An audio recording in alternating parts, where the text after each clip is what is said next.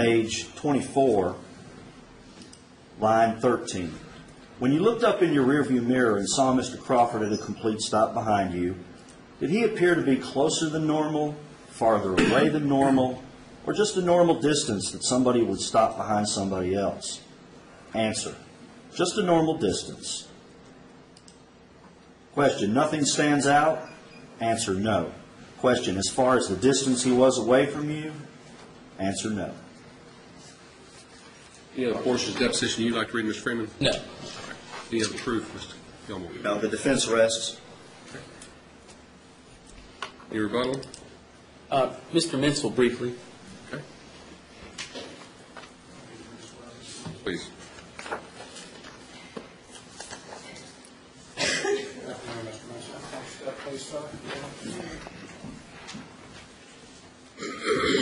Raise your right hand, place the left hand on the Bible. Do you solemnly swear or affirm that the testimony you're about to give in the cause pending is the truth, the whole truth, and nothing but the truth, so help you God? I do. Thank you, sir. You see.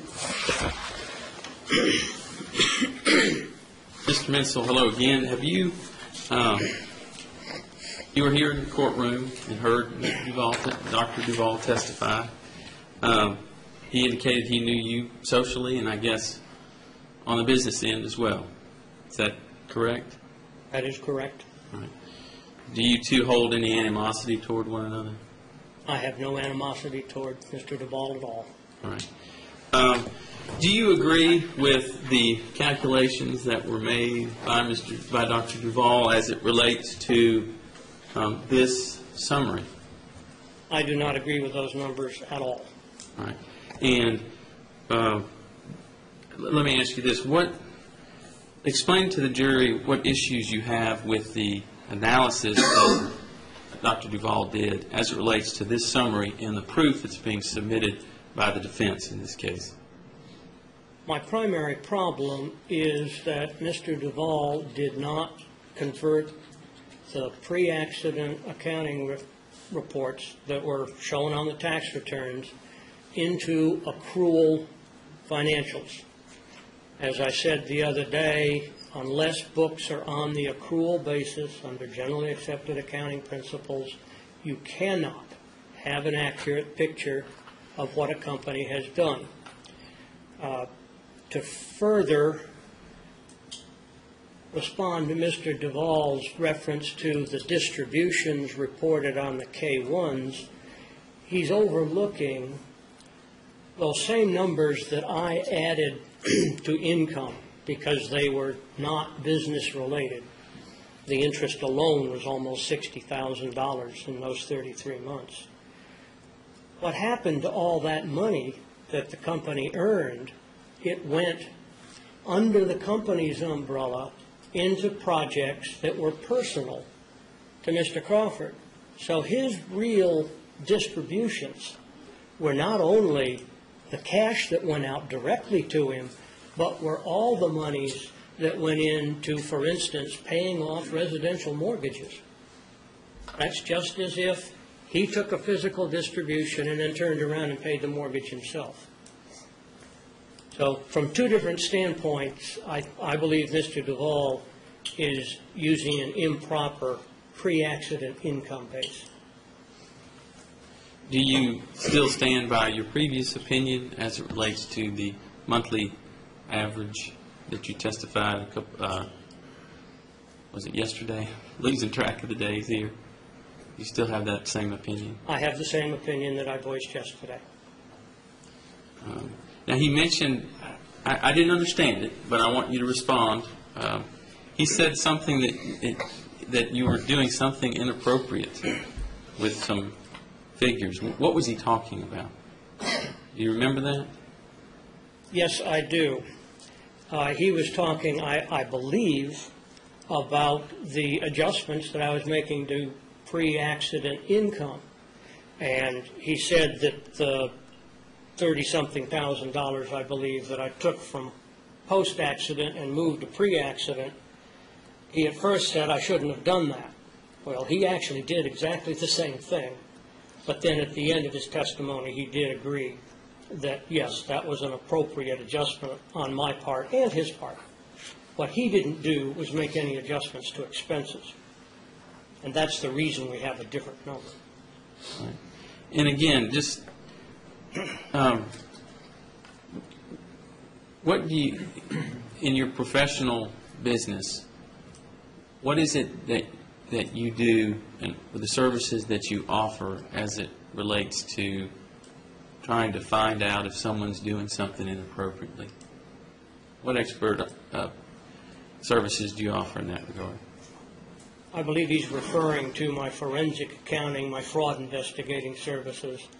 A great deal of what I do involves analyzing financial statements from an accounting standpoint. Because accounting, whether we like it or not, is how we keep score in business. And Mr. Duvall, for all of his great qualifications, is not an accountant. And he did not make the accounting adjustments that needed to be made. Thank you, sir. I don't have any other questions. Yes, Your Honor. Just like Mr. Duvall is not an accountant, you're not an economist, are you? I have a training as an economist, but that is now not how I earn my profession. You're not a My PhD. income. I am not a PhD. You've never taught at a university. I have never taught except as an invited guest at a university. You've never held a professorship like Mr. Duvall has at a major university. Is that correct? I have never held a professorship. And these homes that you're talking about, TRS owned those homes, didn't it? To the best of my knowledge, they were on the TRS books. And Mr. Crawford, or somebody acting on his behalf, would have chosen to include them under the TRS umbrella, correct? Someone, certainly, and probably Mr. Crawford, is the one that put them there. Because, again, he's the, as far as we know, the sole decision-making officer of that company. Sole decision-making officer, but the fact that he put them there doesn't mean that it's appropriate for them to be there. Nothing further. No follow-up. Thank you. All right, thank you very much, sir. You may step down. Thank you, Your Honor. Further rebuttal? None, Your Honor. All right, any further rebuttal? May I have a brief moment to conclude with Mr. Duvall? You may.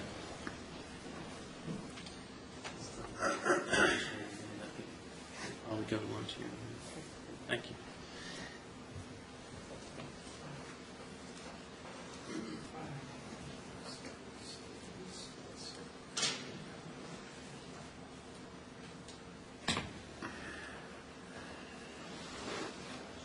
Just one question, Your Honor. Mr. Duvall, if you come back up, you're still under oath, sir.